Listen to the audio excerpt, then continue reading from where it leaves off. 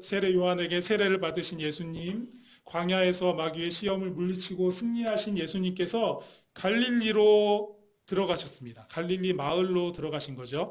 왼쪽에 보시면 그 이스라엘의 지도가 있죠. 이스라엘은 이렇게 크게 북쪽에 갈릴리 지역, 그리고 중간에는 중부 쪽에는 이제 사마리아 지역, 그리고 아래는 유대 지역, 이렇게 세 지역이 있습니다. 그리고 나사렛은 갈릴리 지역 안에 한 마을인 거죠. 그래서 갈릴리 지역 안에 그래서 여러 마을들이 있죠. 나사렛도 있고 가버나움도 있고 가나, 벳세다, 게네사렛 여러 마을들이 있는 겁니다. 갈릴리 지역은 어떤 지역이냐면 우리가 보시듯이 예루살렘과 멀리 떨어져 있는 것만 봐도 여러분 짐작할 수 있으실 텐데요.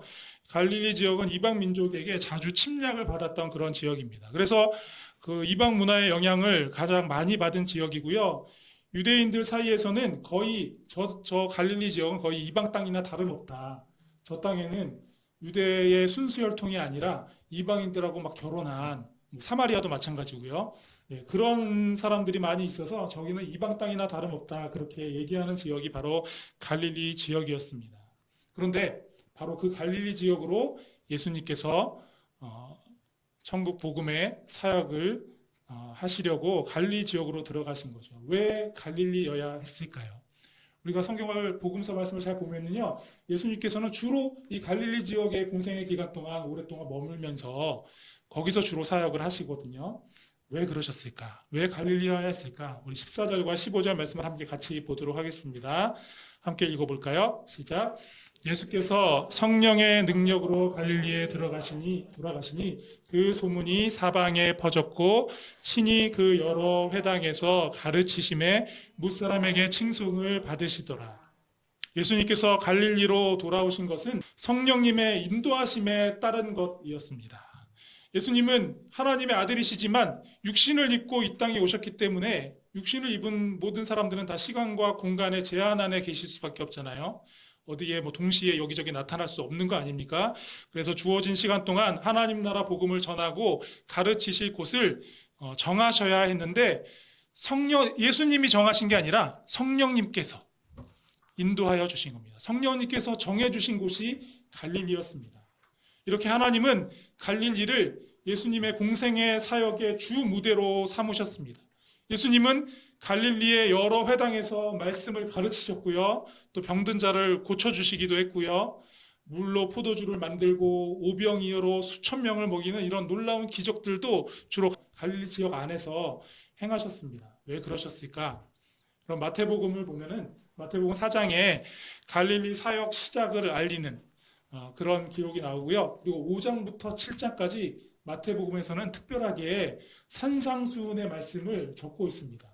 그러니까 다른 복음서와 달리 예수님께서 많은 무리들에게 가르치신 말씀이 무엇인지 그 어느 복음서보다 자세하게 적고 있는 것이죠. 그런데 마태복음 5장 1절부터 3절 그 첫 가르침의 말씀을 보면 이렇게 기록되어 있는데요. 제가 읽어보겠습니다. 예수께서 무리를 보시고 산에 올라가 앉으시니 제자들이 나아온지라 입을 열어 가르쳐 이르시되 심령이 가난한 자는 복이 있나니 천국이 그들의 것임이요. 아멘. 갈릴리는 예루살렘과 같은 그런 큰 도시와는 다른 지역이었습니다.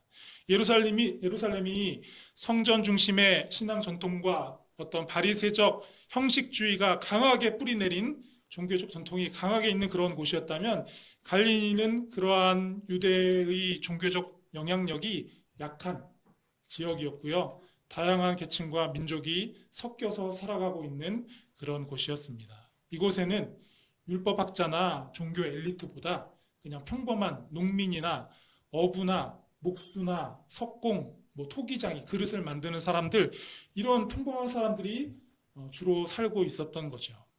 그들은 형식적인 어떤 종교의 틀에 갇혀 있지 않았고 어쩌면 그렇기 때문에 더 말씀에 대한 순수한 갈급함을 가지고 있는 사람들이 많았던 곳이 바로 갈릴리 지역이었습니다. 치열한 생계 현장에서 살아남느라 배움의 기회를 얻지 못한 사람들이 많았기에 말씀에 더 갈급했던 거죠. 예수님은 바로 그 갈급한 마음들을 향해서 하나님 나라 복음의 사역을 펼치셨던 겁니다. 여러분, 주님의 제자인 우리들도 예수님이 그렇게 하셨던 것처럼 예수님의 뒤를 따라 우리가 찾아가야 할 갈릴리가 있다라고 오늘 말씀 우리에게 알려주고 있는 겁니다. 지쳐있는 마음으로 기댈 곳을 찾지 못하는 이웃들, 어디선가 위로와 소망을 얻기를 간절히 구하고 바라는 사람들, 어려운 삶의 문제를 끌어안고 위태로운 걸음으로 한 걸음 한 걸음 옮기며 살아가고 있는 이들, 그들이 하나님께서 우리에게 맡기신 갈릴리가 아닐까요? 성령님께서 여러분을 보내시는 곳에서 한 사람에게 따뜻한 말을 건네고 또 작은 도움의 손길을 내밀고 간절한 손을 모아서 기도할 때 바로 거기에서 하나님의 나라가 시작될 줄로 믿습니다. 여러분, 누구에게도 주목받지 못한 이 갈릴리, 주님께서 그 땅에 채우신 복음의 말씀, 그리고 회복의 기적이 오늘날 세계 곳곳에서 얼마나 놀랍게 오늘날을 역사하고 있는지 한번 보십시오. 성령님께서 여러분을 통해서 오늘 우리의 삶 가운데도 그렇게 역사하실 줄로 분명히 믿습니다. 갈릴리 지역 여러 마을에서 천국 복음을 전하시던 예수님께서 나사렛에 들어오셨습니다. 베들레헴에서 예수님이 태어나셨지만 예수님이 자란 곳은 바로 나사렛이었습니다. 여러분, 고고학자들의 조사에 따르면 당시에 나사렛은 너무나 작은 마을이어서 크게 잡아도 한 400여 명 정도가 살고 있는 시골 마을이었다고 그렇게 알려져 있습니다. 산골짜기에 형성된 그런 막다른 마을, 산동네 같은 그런 마을이었던 거죠. 그곳에 살고 있는 사람들은 아주 작은 규모의 농사를 짓는 농민들, 그리고 어떤 건설 현장, 건축 현장에 가서 일하는 그런 일용직 노동자들이 대부분이었습니다. 나사렛 회당에 들어오신 예수님께서는 이사야서 두루마리 성경을 받아 들고 한 곳을 이렇게 찾아서 읽으셨습니다. 예수님이 어떤 말씀을 읽으셨는지 오늘 본문 말씀에 18절, 19절에 기록되어 있죠. 제가 읽겠습니다. 주의 성령이 내게 임하셨으니 이는 가난한 자에게 복음을 전하게 하시려고 내게 기름을 부으시고 나를 보내사 포로된 자에게 자유를, 눈먼 자에게 다시 보게 함을 전파하며 눌린 자를 자유롭게 하고 주의 은혜의 해를 전파하게 하려 하심이라 하였더라. 아멘. 예수님이 이사야서 두루마리 성경을 받아 들고 읽으신 부분은 우리가 이사야서 61장 1절과 2절 말씀이 있는 그 부분입니다. 우리가 오늘날 성경은 이렇게 책으로 만들어져 있어서 성경을 찾아 읽기가 쉽죠. 그렇죠? 페이지를 넘기고 이렇게 찾아 읽기, 장절도 표시되어 있는데 당시에 두루마리 성경은 이런 형태하고는 많이 다릅니다. 그리고 장절로 성경이 이렇게 구분돼서 만들어지게 된 것도 1220년경부터 있었던 일이니까 당시에 두루마리 성경은 그냥 장절 구분 없이 단락만 이렇게 있는 그런 성경입니다. 그러니까 특정 부분을 찾아서 읽기가 어렵겠죠. 그럼에도 불구하고 예수님께서 읽으신 이사야 61장 1절 2절 말씀은 많은 유대인들에게 아주 유명한 말씀이었습니다. 왜냐하면 메시아가 오실 것에 대한 예언의 말씀이었기 때문입니다. 그 말씀을 화면에 나올 텐데 잘 보시면은요, 1절에 이렇게 되어 있죠. 여호와께서 내게 기름을 부으사. 그러니까 아까 18절, 19절 읽었었던 거와는 조금 약간의 차이가 있습니다. 여호와께 기름 부음 받은 사람이 메시아를 지칭하는 것으로 알려져 있었기 때문에 이 말씀은 곧 언젠가 우리에게 오실 메시아에 대한 말씀이구나, 이렇게 모두가 다 알고 있었던 거죠. 이사야서를 읽으신 예수님께서는 자신을 바라보고 있는 사람들에게 이 말씀을 들려주신 이후에 바로 이어서 매우 중요한 어떤 선언적인 그런 말씀을 하십니다. 21절에 기록되어 있는데요. 한번 같이 읽어볼게요. 시작. 이에 예수께서 그들에게 말씀하시되 이 글이 오늘 너희 귀에 응하였느니라 하시니. 아멘. 그렇죠? 예수님께서 뭐라고 말씀하시는 겁니까? 내가 메시아로 이 땅에 왔고 너희 앞에 이렇게 서 있으니 이 말씀이 오늘 이 자리에, 메시아에 관한 이 말씀이 오늘 이 자리에 이루어진 것이다. 공식적으로 선언하시는 그런 말씀이었습니다. 세례 요한이 예수님에 대해 세상 죄를 지고 가는 하나님의 어린 양이시다, 이렇게 소개한 일이 있었지만 그 소개는 메시아에 대한 유대인들의 어떤 기대와는 좀 차이가 있죠. 그들이 기다리던 메시아는 왕처럼 오시는 메시아이니까 세상 죄로 지고 가는 하나님의 어린 양, 이해하기 힘들었습니다. 그래서 예수님이 메시아인지 아닌지 아직 확실히 받아들이지 못하고 있던 그런 상황이었습니다. 그런데 예수님께서 선지자의 예언대로 메시아로 자신이 이 땅에 오셨다라고 분명히 말씀하시고, 내가 이제 메시아로서 이 땅에 왔으니 가난한 자에게 복음을 전할 것이고, 포로된 자에게 자유를, 눈먼 자에게 다시 보게 함을, 그리고 눌린 자를 자유롭게 하고 은혜의 해가 전파되는 그 일이 너희들의 삶 가운데 이루어질 것이다 라고 말씀하시는 겁니다. 내가 왔으니 모든 잃어버리고 빼앗긴 것들을 되찾고 종되었던 이들이 자유를 얻는 희년을 맞이한 것과 같은 그런 큰 은혜를 누리게 될 것이다 라고 말씀하고 계신 거죠. 여러분, 본문 22절 말씀을 한번 화면에서 보십시오. 나사렛 회당에 있던 사람들이 예수님의 이 말씀을 듣고 너무나 큰 은혜를 받았습니다.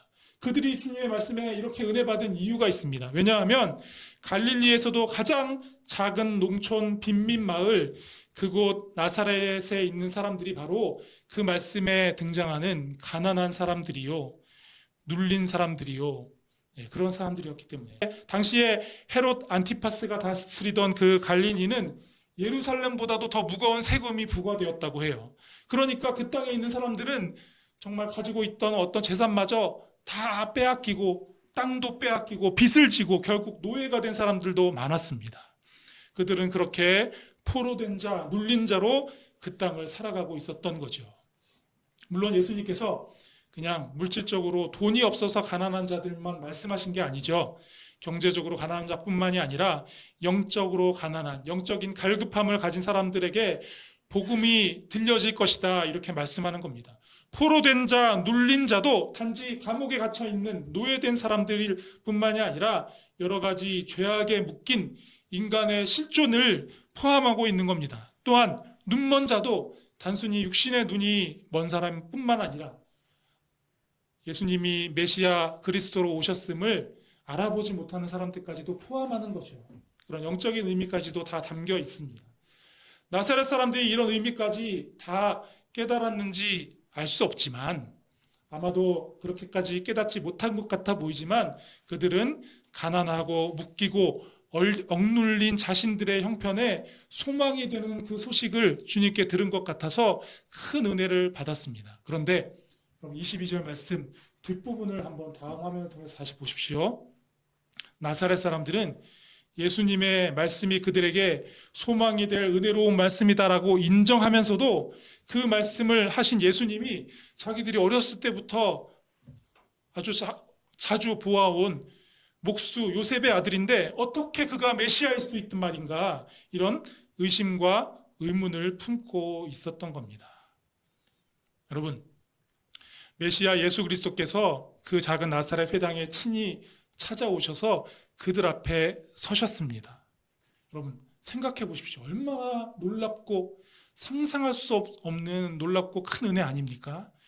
그런데 그들은 그 은혜를 온전히 누리지 못하고 있습니다. 무엇이 그들이 그 은혜를 누리는 것을 방해하고 있습니까? 두 가지로 볼 수 있는데요. 하나는 유대 전통 속에서 굳어진 메시아에 대한 고정관념입니다. 그리고 또 하나는 익숙함이 주는 영적 무감각입니다. 오랫동안 보아왔던 동네 청년인 예수가 메시아일 리가 없다라고 생각했던 거죠. 눈앞에 찾아오신 메시아를 만나고도 알아보지 못하는 그런 안타까운 모습이 연출된 겁니다. 여러분에게도 말씀이 임할 때 삶 속에서 그 말씀의 능력과 은혜를 누리지 못하게 방해하는 것들이 있습니까? 혹시 하나님께서 내가 기대하고 생각하는 대로 일하시고 응답해 주어야 한다라고 생각하고 계시진 않습니까? 매일 묵상하는 그 말씀이 새롭지 않는, 그냥 항상 듣던 말씀인 것 같고 똑같은 말씀처럼 들리고, 신앙생활이 몸에 밴 오래된 습관처럼 익숙해져서 기대가 사라져버리진 않으셨습니까? 하나님의 능력을 경험한 성경 인물들의 이야기가 그냥 남 이야기처럼 느껴지고 내 삶에는 그런 일이 일어날 리가 없다라는 그런 생각을 하면서 신앙생활을 하고 계시진 않나요? 만약에 그렇다면 누군가가 여러분이 복음의 능력을 누리지 못하도록 방해하고 있는 겁니다. 사랑하는 여러분, 이런 생각들이 여러분에게 임할 말씀의 은혜와 능력을 빼앗아가지 않게 되시기를, 그런 삶을 살아가시기를 축복합니다. 여러분, 예수님은 나사렛 사람들이 어떤 마음을 품고 있는지, 저 사람은 요셉의 아들이 아니냐, 이 말씀만 듣고도 그들이 어떤 생각을 하고 있는지 이미 다 알고 계셨습니다. 그리고 이렇게 말씀하시면서 그들이 마음속에 품고 있는 생각을 다 그대로 적나라하게 드러내 버리십니다. 이어서 기록된 예수님이 하신 말씀을 좀 이해하기 쉬운 말로 좀 바꿔서 살펴보면 이렇습니다. 여러분은 틀림없이 나에게 의사 선생, 당신 자신이나 고치시오, 이런 옛말을, 속담 같은 옛말을 들이대며 비아냥거릴 것입니다. 또 다른 여러 지역에서 행한 그런 신기한 기적들, 병을 고치고 하는 그런 기적들, 여기 나사렛에서도 한번 해보라고, 한번 보자고 그렇게 말할 것입니다. 예언자들이 자기 고향에서 인정받지 못하는 것처럼 여러분도 나에게 그렇게 할 것입니다. 그러나 여러분 기억해야 합니다. 엘리야 때 남편 없는 여인들이 많았으나 그 중에 사렙다에 사는 시돈 출신 여인에게만 선지자를 만나 기적을 경험하는 은혜가 임했던 것을 여러분 기억해야 합니다. 엘리사 선지자 때에 이스라엘에 피부병을 앓고 있는 사람들이 많이 있었지만 선지자에게 병고침을 받은 사람은 시리아 장군 나하만 한 사람뿐이었음을 여러분 기억하셔야 합니다. 여러분이 지금 여러분의 상황이 이와 같습니다. 이렇게 그들의 생각을 다 적나라하게 드러내 버리셨습니다. 여러분, 예수님의 이 말씀이 무엇을 의미하는 거죠? 사렙다에 사는 시돈 출신의 그 과부 여인, 시리아의 나하만 장군, 이들은 다 이방인입니다. 나사렛 사람들이 하나님의 은혜가 임했음을 깨닫지 못하고 그 은혜를 있는 그대로 받아들이지 못한다면 그 은혜가 구약 성경에 있었던 그 사건들처럼 이방인에게로 다 돌아갈 것이다 라는 그러한 말씀을 하고 계시는 거죠. 그들이 엘리야, 엘리사 시대의 불신 이스라엘과 같다라고 그들의 완악함을 지적하고 계시는 말씀입니다. 예수님의 이 말씀에 나사렛 사람들이 어떻게 반응할까요? 여러분, 나사렛 사람들이 저희가 그렇게 완악했군요, 이렇게 반응했다면 얼마나 좋았겠습니까? 그런데 28절과 29절 말씀을 보면 나사렛 사람들의 반응이 좀 안타깝습니다. 제가 읽어보겠습니다.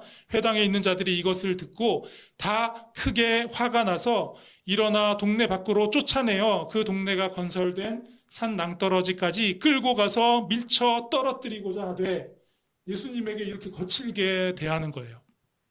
처음에는 예수님의 말씀이 좋은 말씀이라고, 은혜로운 말씀이라고 감탄하던 그들이 이제는 크게 화를 내면서 예수님에게 아주 심한 위협을 가하고 있습니다. 마치 히브리서 4장 12절의 말씀에 하나님의 말씀이 좌우의 날선 검과 같이 우리의 심령과 골수를 찔러 쪼갠다는 그 말씀처럼 예수님의 말씀이 날카로운 검이 되어서 그들의 마음속에 숨겨진 그 불신앙과 완고함을 드러내기 시작하니까 조금 전까지 은혜의 말씀처럼 들렸던 그 말씀이 이제는 불편하고 듣기 싫은 말씀처럼 다가왔던 거죠. 결국 그들은 예수님을 회당 밖으로, 동네 밖으로 몰고 가서 절벽에서 떨어뜨리기 직전까지 그렇게 가게 된 겁니다. 여러분, 이것이 은혜를 온전히 받아 누리지 못하고 거부하는 사람들의 마음입니다. 처음에는 정말 좋은 말씀이네요, 이렇게 겉으로 그렇게 얘기하지만 그 말씀이 내 생각, 나의 고정관념, 내 숨겨진 죄악을 건드리기 시작하면 나의 실존을 인정하지 않고 말씀을 거부하고 밀어내는 마음이 바로 인간의 완고하게 굳어진 마음입니다. 여러분, 메마른 땅에 아무리 씨를 뿌려도 뿌리를 내리고 싹을 낼 수 없듯이 이렇게 굳어진 마음에는 복음의 능력이 나타날 수가 없습니다. 우리 마음에 마치 복음의 말씀이 뿌리 내리고 싹이 나고 자라는 그런 비옥한 마음이 될 수 있기를 소원합니다. 우리 모두의 삶이 복음의 열매를 풍성히 맺고 나누는 그런 삶이 되기를 우리 주님의 이름으로 축복합니다. 여러분, 이어지는 30절 말씀을 보면 어떻습니까? 이렇게 기록되어 있죠. 예수께서 그들 가운데로 지나서 가시니라. 나사렛 사람들이 다 몰려와서 예수님을 낭떠러지까지 끌고 가고 거기서 금방이라도 밀어 아래로 떨어뜨릴 것처럼 그렇게 했는데, 예수님께서 어떻게 그 사이를 빠져나가서 나오셨는지 우리가 알 수는 없지만 예수님은 그 자리에 그냥 거기서 그들에게 잡혀 멈추지 않으셨습니다.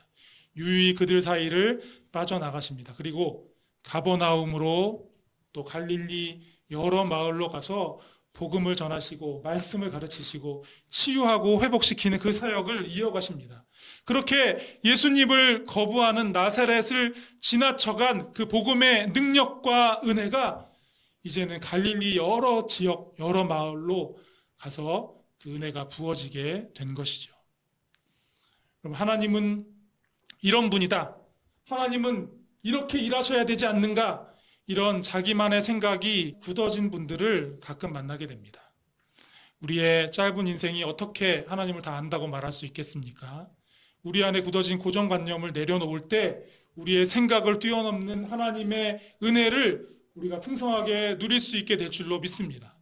항상 듣던 그 말씀, 항상 드리던 그 예배, 다른 것이 없을 거라고 생각하는 그런 익숙함에서 나오는 영적 무감각의 자리에 혹시 우리가 머물러 있다면 그 자리를 떠나는 여러분들 되시기를 간절히 바랍니다.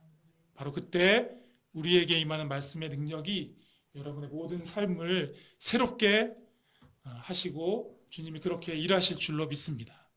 또한 우리 삶에도 주님을 따라 우리가 가야 할 갈릴리가 있음을 여러분 다시 한번 기억하시기 바랍니다. 지쳐있는 가족들, 마음 둘 곳을 찾지 못하는 이들, 어디서도 위로와 소망을 얻지 못하는 이웃들, 복음이 필요한 우리의 자녀들, 그들이 주님께서 우리를 이끌어 가시는 그런 갈릴리라고 볼 수 있습니다. 여러분의 삶의 갈릴리, 그곳에서 여러분이 건네는 따뜻한 말과 여러분이 용기 내어 내민 손길이 하나님 나라를 세워가게 될 줄로 믿습니다. 나사렛을 떠나 갈릴리 여러 마을로 가셔서 주님과 함께 말씀의 은혜로 복음의 능력으로 그렇게 살아가는 여러분 모두가 되실 수 있기를 우리 주님의 이름으로 축복합니다.